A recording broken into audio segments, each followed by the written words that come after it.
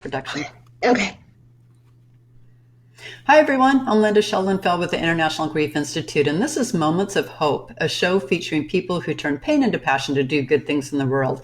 And tonight, our topic is the growing epidemic of cold cases, unsolved crimes in the United States. And my guest tonight is cold case expert, Dr. Sarah Stein. Dr. Stein, you are the co-founder of the Center for the Resolution of Unresolved Crime. Welcome to the show.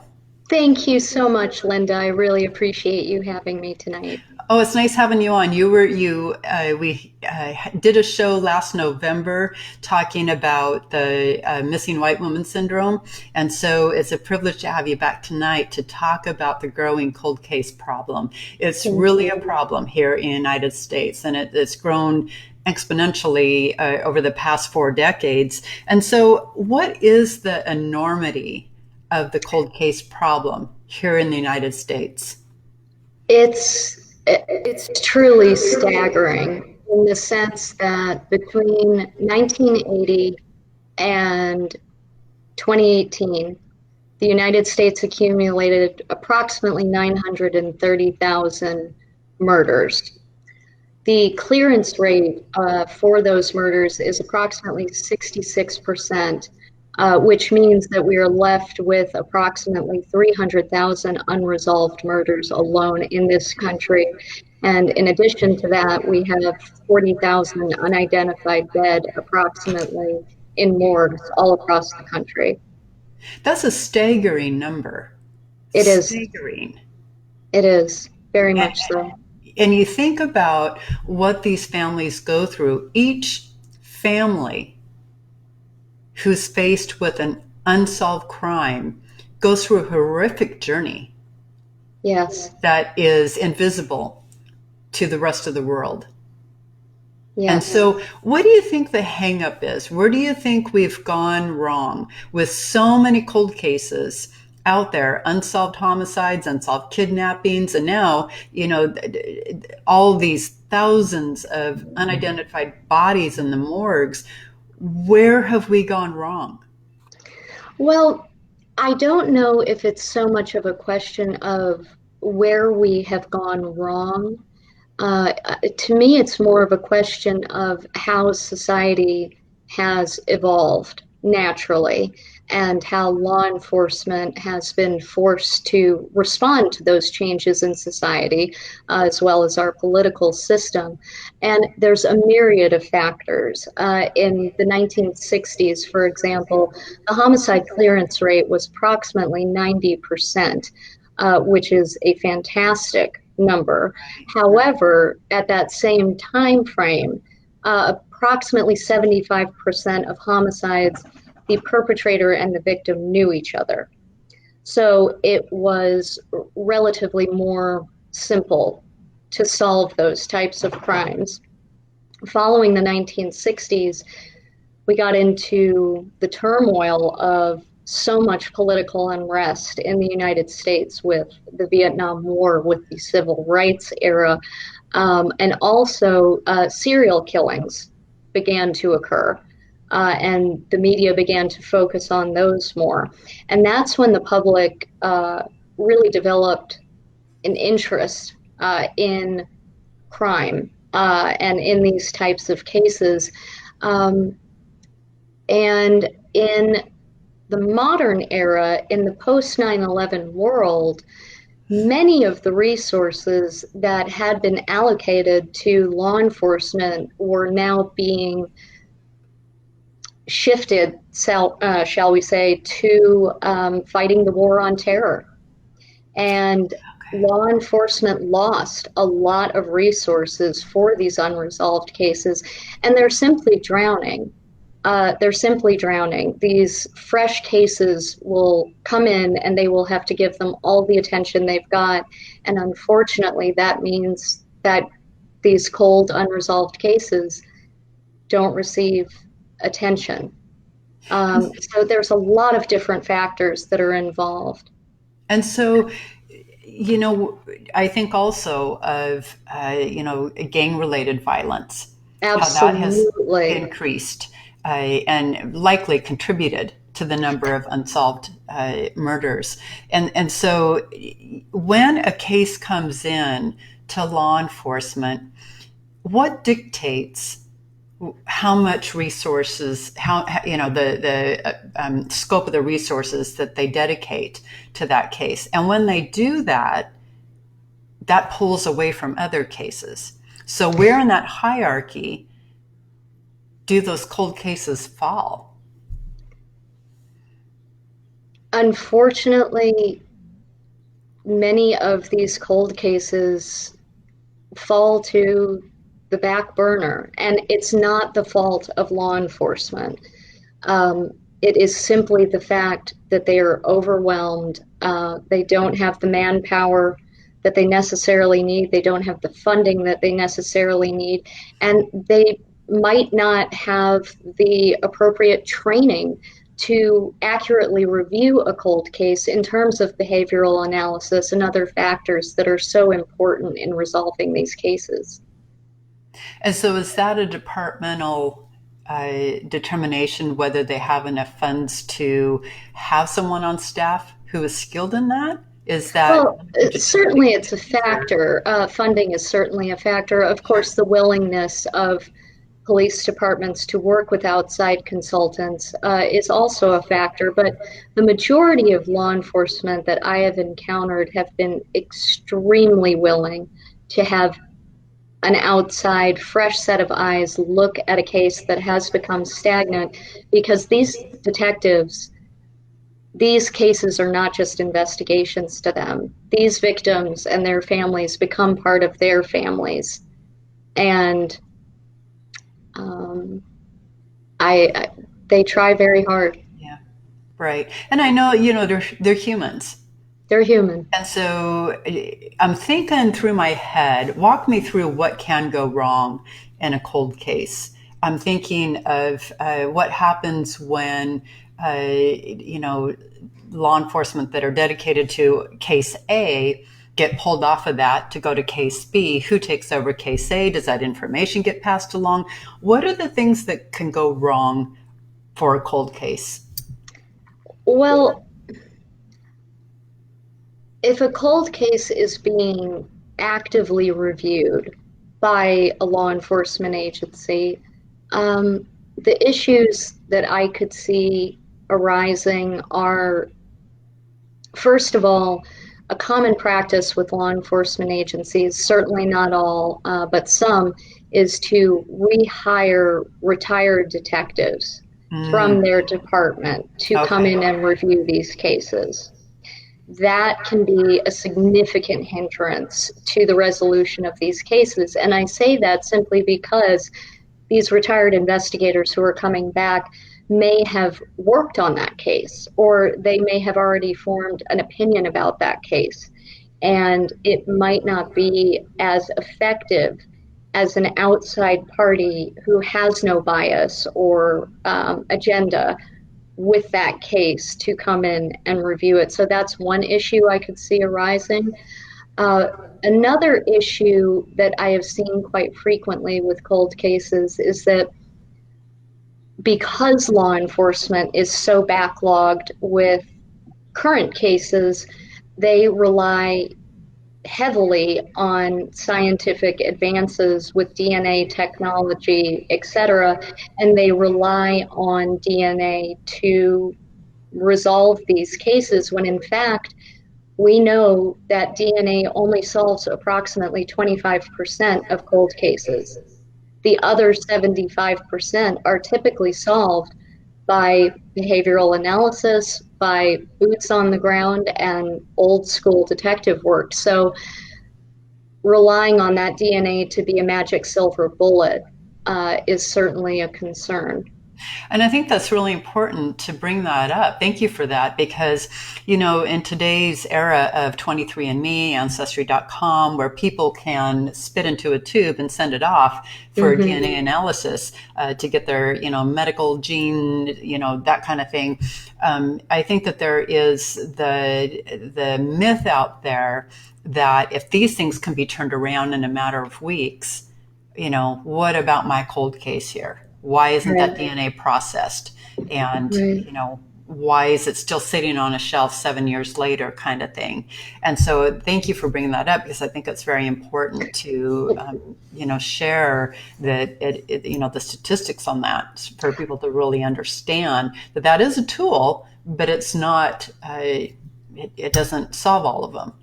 Well, and speaking to that too, in terms of 23andMe, it's been very remarkable. The statistics may be changing in the future because of DNA advancements, and also online platforms like 23andMe, because there have been so many recent cases where the perpetrator has been discovered by accident through Okay. innocent genealogical research conducted by a family member, which is why a few states are pushing for legislation that would enable law enforcement to run familial DNA.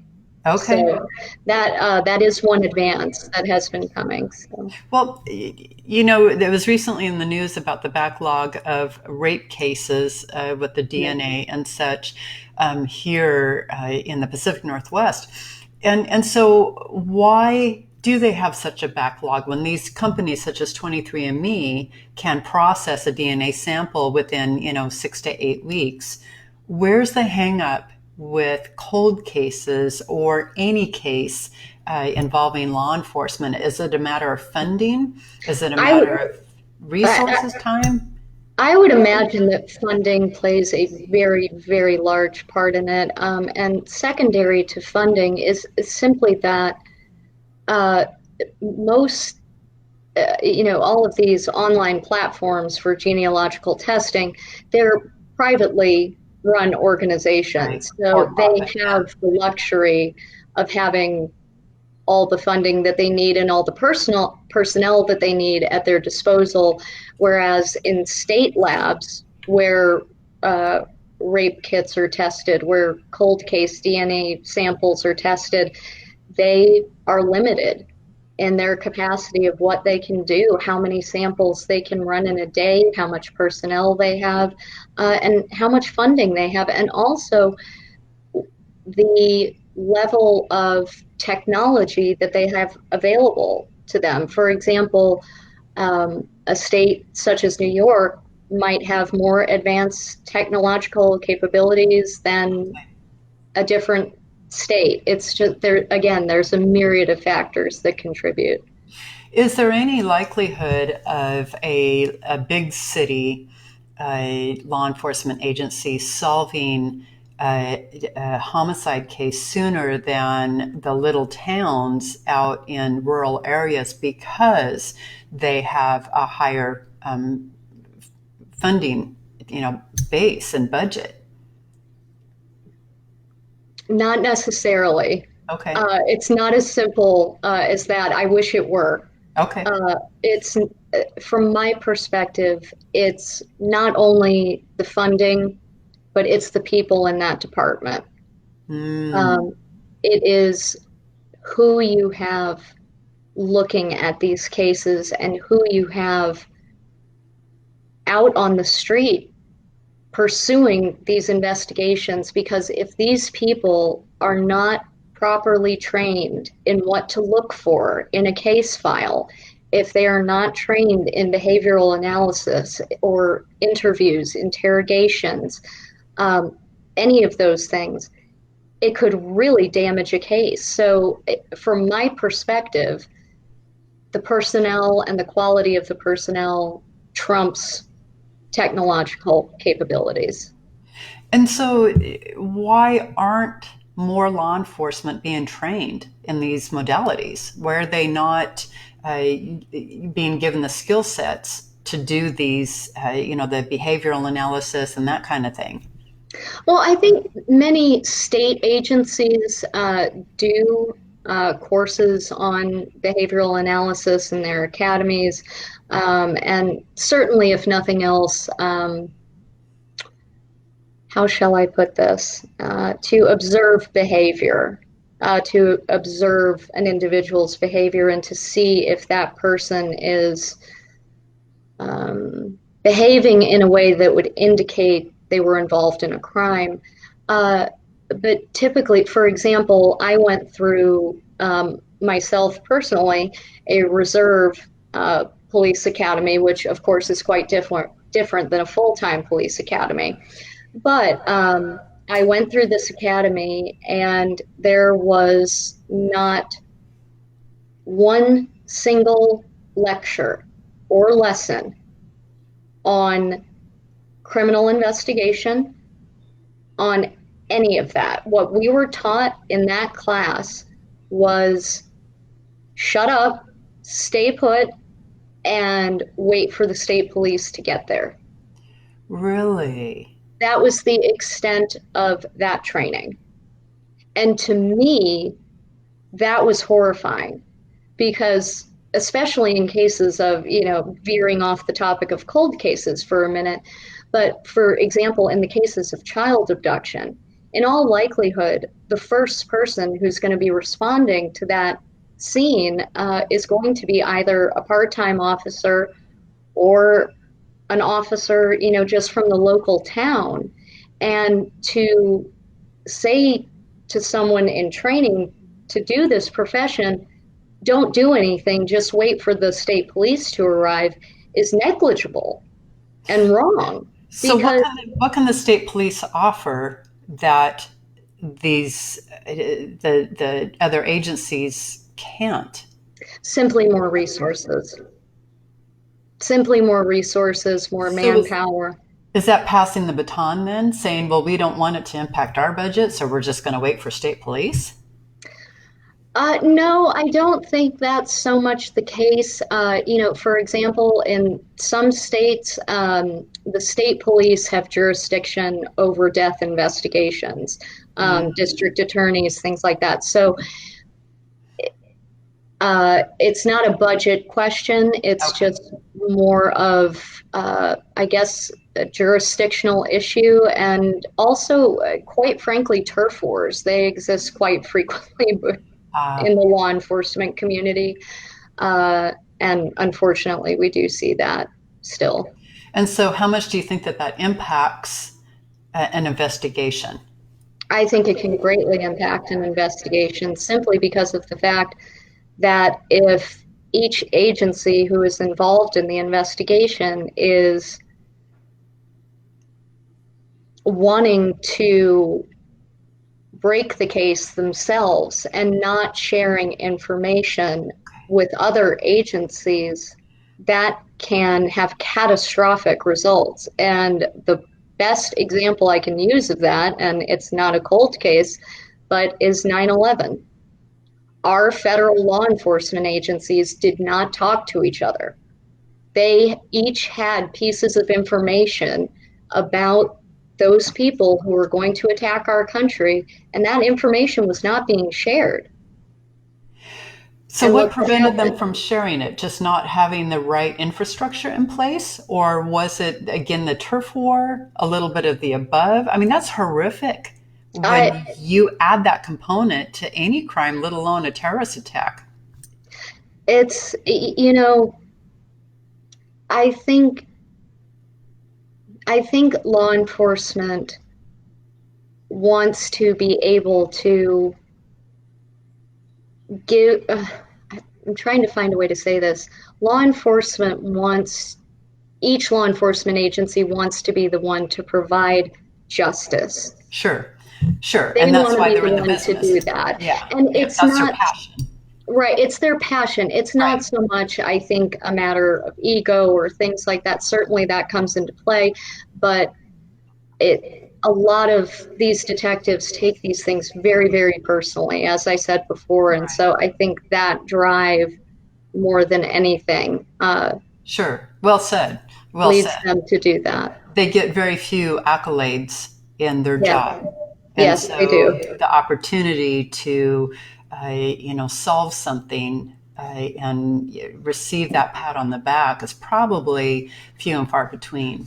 And, truthfully, law enforcement of any agency, they are courageous individuals who chose Yeah. this line of work. And every day that they walk out their door, they are putting themselves as a human shield between us and the bad guys Yes, every single day with very few accolades.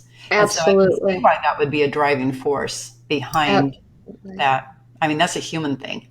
Yeah, of So, course yeah, bless their hearts. Their hearts are in the right place. they So, are. with regards to that, the not talking, with everyone holding a piece of key information, and those pieces aren't being woven into a complete picture, what do they do with that? How do we move forward and remove those challenges?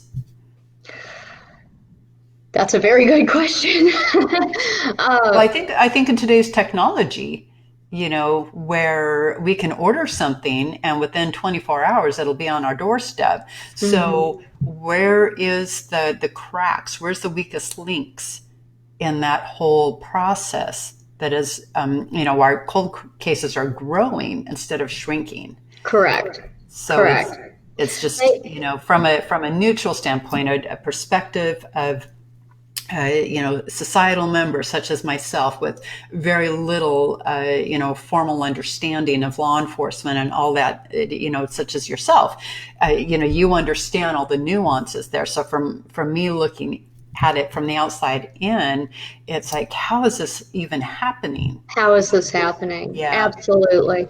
And I ask myself that question all the time. Why is this happening in our country?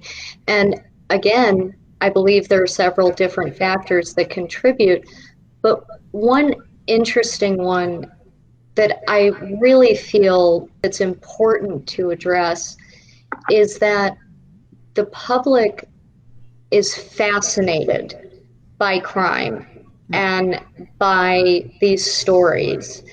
And the media has used that fascination as a catalyst to create uh, these sensationalized, uh, really salacious programs about cold cases.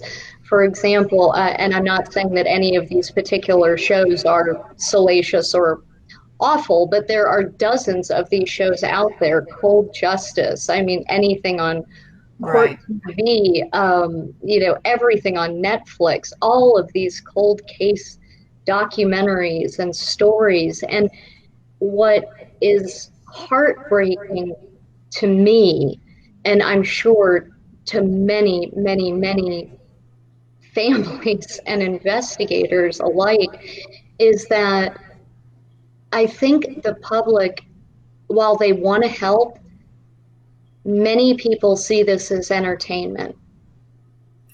Right. It's that being removed from the It, authenticity of it, the horror that these families go through every day. And, truthfully, to their defense, it's not something that you can understand unless you walk that, unless yeah, you have that life experience behind you. And so you're right.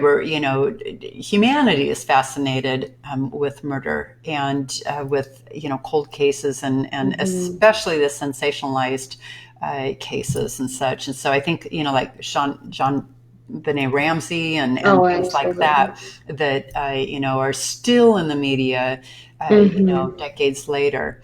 And Yeah. and so I want to talk about the families for a minute. We touched early on in the show about what these families go through. And I think about the cases that you and I are both aware of. Certainly, your contribution to the book Survivors. I want to show this to this was published a few months ago by author Denny Griffin, a retired detective. And you contributed to this book, and it was about these cases that are still waiting to be solved and what these families go through. Hmm. And I think that the impact on these families is important to talk about. It's It's it's absolutely critical to talk about, and it's a segue from my comment about we need, I believe, as a society, we need to shift our consciousness of this problem from looking at cold cases and crime and awful violence as a source of entertainment Mm, to actually understanding and being able to have compassion for these people who are experiencing this while folks at home are watching it on TV on their couch. right. These families that I have worked with over the years, sorry, Yeah, there's the they, healing is they never get a chance to heal because there's more questions than answers. there's, and that speaks to a very important point, Linda, in the sense that, so many people in the media field and also in the criminal justice field, to be honest with you, use the term closure. And there is no closure. No, There no. is no closure for these people. And it's reliving that pain and that trauma every single day, and especially with an unresolved case. Because imagine, for example, being the mother of a child who was murdered and going to the grocery store, just a normal everyday errand, and looking around and thinking, my God, could the person who killed my child be in this store with me? Right, right. They live They see life through a different filter. and of course they do. And it changes Yeah, their entire lives. And this can go on for years and years and years. And the the impact that that has on families sometimes can be be devastating. devastating. Yeah, That's the perfect for word for it. generations, Completely devastating. for generations to come, not Absolutely. just the living generation, but Absolutely. future I, generations. I, And I think that's important to bring up. So thank you for that, mhm. because again, this is something that becomes part of their family tree. Yeah, And when you are wounded, and that wound is not given the space and the chance and the tools and resources to heal, you carry that forward. absolutely. And then future generations are impacted by that. It's how can it not? So, Mhm. I want to touch. I know that we've talked about law enforcement agencies as humans who are put their own lives on the line every day when they walk out the door. Yet, some of these cases, there has been frustration with the families on the police transparency. They're not Yeah. getting information. Hmm. They're getting misinformation from different parties. Yep. And that's part of the transparency project that you're Yes. part of, and what Yes. spurred the book Survivors. And so I want to talk about that for a moment because it's important, even though it's, law enforcement, where would we be without them, right? Hmm. And, keep justice within our society, yet there are cases where things have gone wrong. Oh, absolutely. Why do you think that happens? Why do you think the police are not transparent in some of those cases? What leads them to not give families information or misinformation, and where that transparency is no longer transparent? Right. I've seen varying levels of transparency with victims' families in regards to what law enforcement tells them. But there are certain reasons that law enforcement is reticent to give information to families. First of all, no law enforcement official would want to give a family member news about their loved one before it's confirmed, before they know for sure that lead has solidly panned out and they have all their I's dotted and their T's crossed. That might be one reason. Another reason for the lack of transparency may be that, and I don't like to say this, but it is a fact that perhaps the family themselves have not been ruled out in the commission of the crime. Okay. And if detectives have even a remote suspicion that a family member is involved, certainly they're not going to release any sensitive Right. investigative material. But the one of the strangest things that I have seen in terms of law enforcement not wanting to be transparent is that they don't want to, quote unquote, lose control of Okay. their investigation. And I understand it from a certain perspective. However, by guarding that information so tightly and not even allowing someone such as myself with extensive training and terminal degrees in this topic to come in and review these cases, um, That can really be a hindrance. it's it, it's unfathomable to Yeah. me. I Yeah. don't understand why certain law enforcement agencies clam up around these investigations. And to me, uh, as a cold case analyst, it raises flags. It says, well, why don't you want other people looking at this information?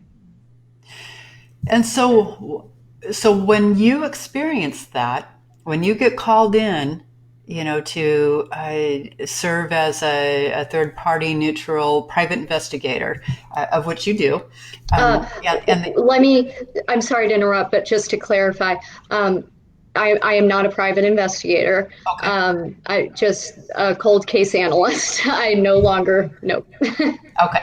Okay. Fair enough. Thank you. Sorry. And so when you do get, called in to analyze this cold case information and law enforcement is not forthcoming with records or, when you're trying to piece together the different pictures of that puzzle, I can only imagine the frustration for you.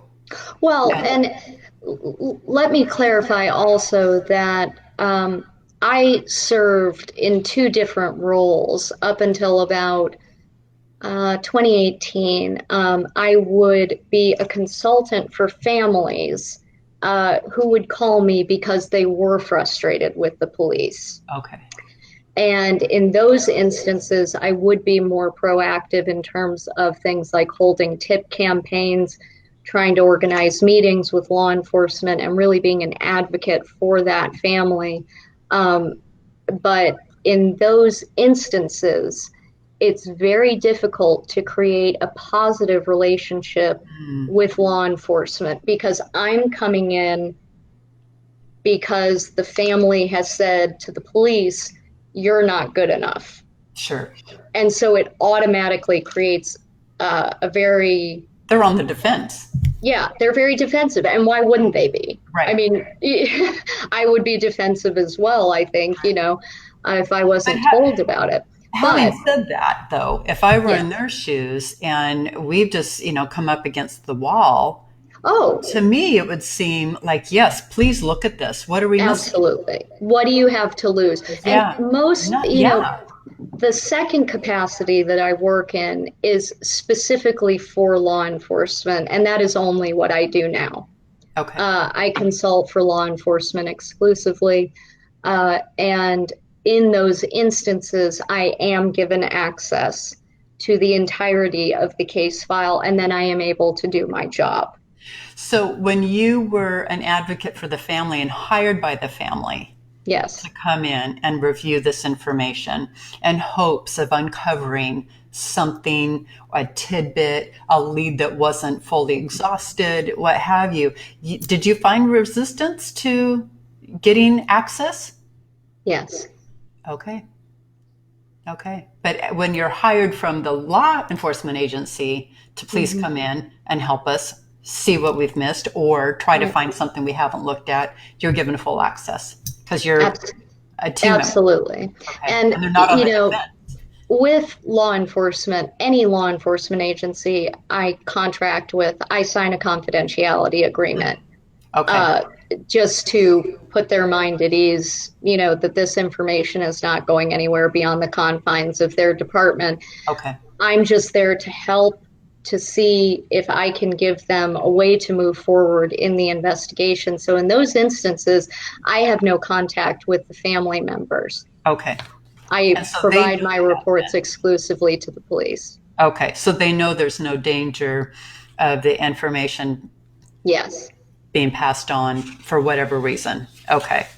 Okay. So I want to talk about, we've talked about budgets and funding and that kind of thing. I want to talk about legislature. Where can we shore that up? Where's the weak links there? Ooh, That, oh, there's a lot. links plural. And There's, so, and I think also, it's an election year, yes, and studies have shown that there's a connection, that crime is good for politics. Do you want to explain that? absolutely. Crime is essential for politicians to succeed. And I'll tell you why. Because when a politician is running for office, they want to captivate their audience any way that they can. And one of the most effective ways to do that is fear. And what I have seen time and time again, especially with individuals running for positions like district attorney, is that it is much simpler to pull out a name of a cold case, a name of an individual, to say, to be a cautionary tale, to say, oh, remember this case, and we never want that to happen again, and here's how I plan to stop it. Okay. And then they don't. Well, and then also to some degree, if they are diverting the attention, using that as a diversion from other things that maybe they don't want the constituents looking at, Mm-hmm. you know. And so it's such an interesting point that I think, many people have never pieced that together. And it's interesting when you look at that, because then you begin to wonder, if crime is good for politics, how does that impact legislation? Well, again, that's a very good question. And the way it impacts legislation, I feel, is that I don't think they are tackling the cold case epidemic in an effective way in terms of legislation. The majority of legislation that has been passed in regards to cold cases is for funding for DNA testing.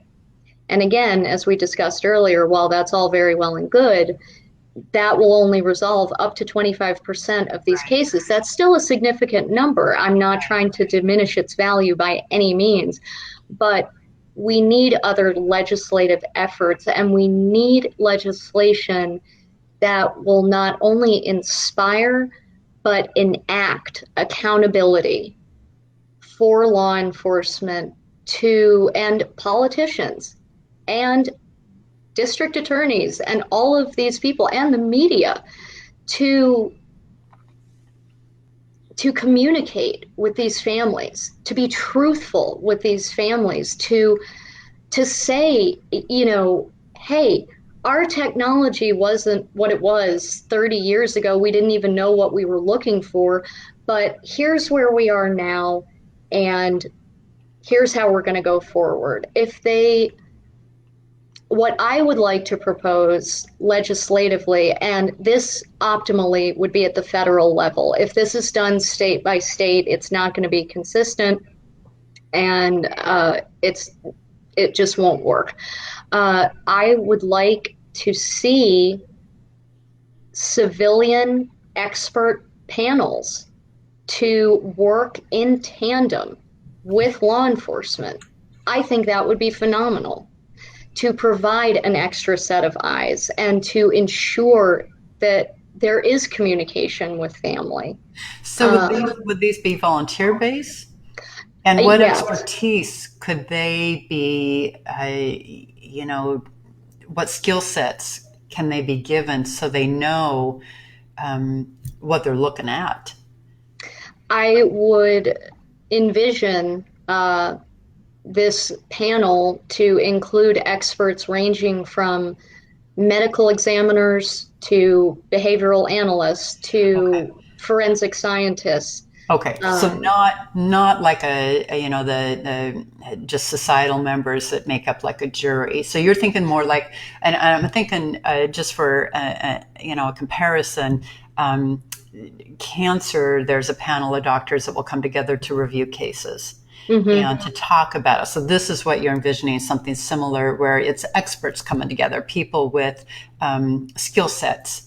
Yes, Okay. I think it's essential. But also, though, I would like to point out the importance of creating teams. Some of the most successful cold case review teams, one I believe was in South Dakota, was or they are comprised of civilians who have absolutely nothing to do professionally Really? with criminal justice or any of that. It's just a different set of eyes. So that shouldn't necessarily be eliminated either, but we do need to create accountability, and we need to create a way to measure our progress as to how we're resolving these cases, because they're languishing and these families are suffering. Yep. And I think about that accountability, certainly in our book, Survivors, there are a few cases in there where the lack of accountability was shocking. And you wonder how cases like that can continue, where no Mm-hmm. one, where's the whistleblower? Where can the whistleblower go? Mm-hmm. And what can they do? Mm-hmm. And so that Mm-hmm. accountability is, it cannot be underestimated on how No. important it is. But as you said, it really needs to be at the federal level Yes. so the same parameters are operated under by, Nationally. by every Absolutely. agency. Yeah, Absolutely.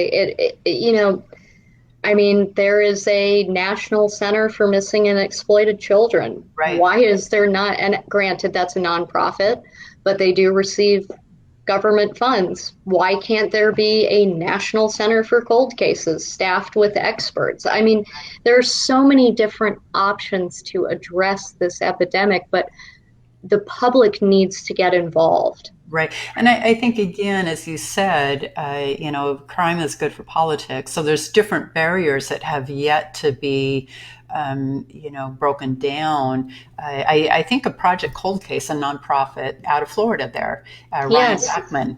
And, they now serve families all around the U.S. because those families have nowhere to go.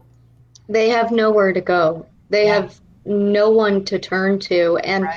the thing that, you know, is so tragic with all of these cases is that these families literally go in an instant from living their normal lives to being thrown into a world of utter and complete chaos and terror, and where they have no familiarity with the landscape Right. and they don't know what to do. And oftentimes, they listen to law enforcement simply because That's her they lifeline. believe they're the experts and That's they her trust in lifeline. them. Yeah. Yeah. And sometimes that's not the right move. Right. Fair enough. And I think too that when a crime happens to a family, a kidnapping or a homicide, the trauma that they face, and it's not just an emotional trauma; it's a biological, physiological trauma Yes. that happens, within the brain. Yes. And so the impact is through and through their every aspect of their life, every I facet of their life is touched by this. And it that's is. one of the things that people underestimate, is that response to trauma is not just an emotional response, it's a biological response. It's how our bodies are designed. And so these families that face this, this case, and then it becomes where there's no answers yet, there's no arrests, there's no perpetrators identified and brought to justice, and it continues on and on and on. That trauma continues in their brain, that Absolutely. biological trauma. And Absolutely. I think, just to go down this rabbit hole just for a second, with our bodies are designed for the fight, flight, or freeze, right? So in a Yes. moment of, where your very life is in danger, you're going to get hit by a car. They're Uh, trapped in that. right. Well, the brain secretes hormones that Hmm. give you that superhuman strength to become super fast or lift a car off of a person or that kind of thing. These stories that you hear about. And so, in the case of an unsolved crime like that, the homicide, the kidnapping, and such, that brain is secreting that cortisol and adrenaline Yes. continually. It's not Yes. just for a 30-second burst. No. And so that's why it changes every aspect of their life. And then, of course, future generations of that family tree. And so that's why you and others are fighting to make a difference. Well, Linda, you're so right with that. I have worked with so many families who have suffered enormous health Mhm. consequences as a result of their loved one's death, their loved one's abduction, and they are in a perpetual state of fight or flight. It Yep. doesn't go away, No. and it is Yeah. torturous to watch. I can't imagine what it is to experience. It consumes your Hmm. life.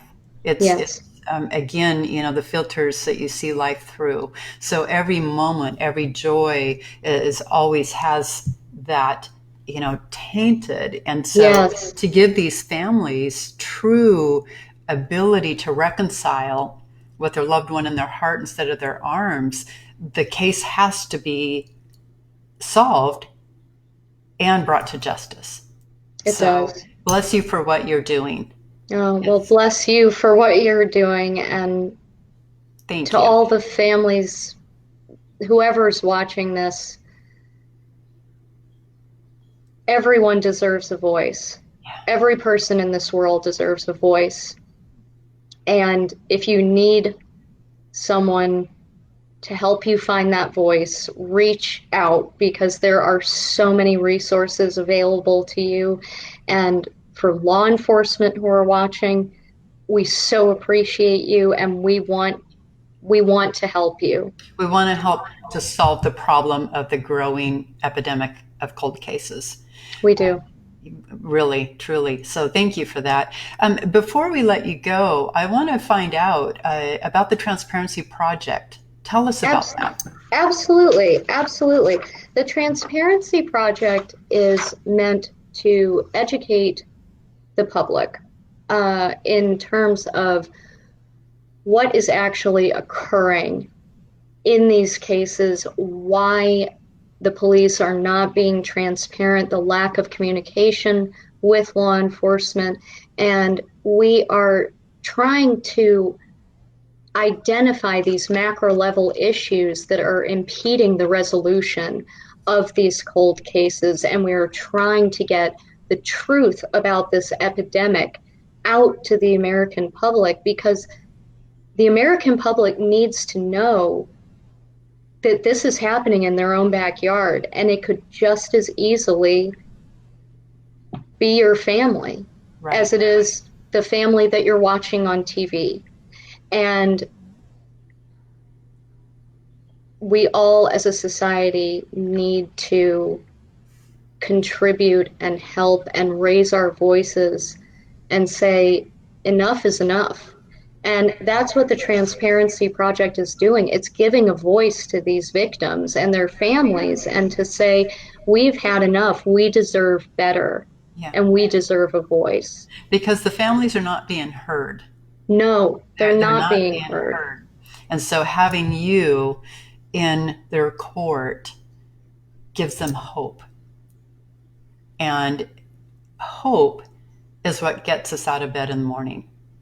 I would definitely agree with you on that. Yeah. Yeah. So thank you for doing what you're doing on behalf of those families, and for all the efforts going into the Transparency Project, and for you serving as an analyst for law enforcement agencies, and your wealth of knowledge, your breadth of expertise and such, just incredible. Oh, I admire you very, very much. So thank you for joining us on the show tonight. How can viewers contact you if they have a please, question, if they have their own cold case and they want some input, or law enforcement agencies in need of sure, your services? How can they sure. find you? Absolutely. Please feel free to visit the website for the Center for the Resolution of Unresolved Crime. It's just www.thecruc.com. Okay. There's a contact link on there, and I would be more than I would be honored to receive messages from anyone. So, And the Transparency Project, they've got a new website. yes. The Transparency Project website, I'm not sure if there's a direct link to email on that. Okay, it's pretty new. Yeah, it's pretty new, but So, there is a new website for the Transparency Project as well. Just pop it into Google and it'll come right up. It's a wonderful site. Dennis Griffin is phenomenal. I he is. applaud him Yeah. so much. I applaud you, Linda. You're amazing. Thank you. Thank you. The You're very whole kind. team, the whole support network behind the Transparency Yeah. Project So important. is So so important. wonderful, Really admirable. You guys and just we rock.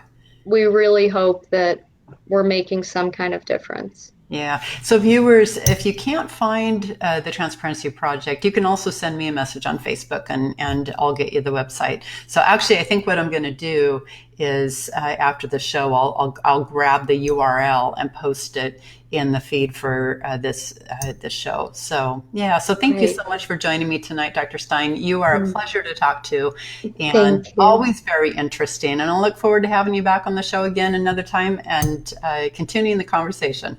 Thank you so much, Linda. I really appreciate it. We appreciate you. Thanks so much. All All right, right. everyone. We'll see you next time. Have a good Good night. night. Bye.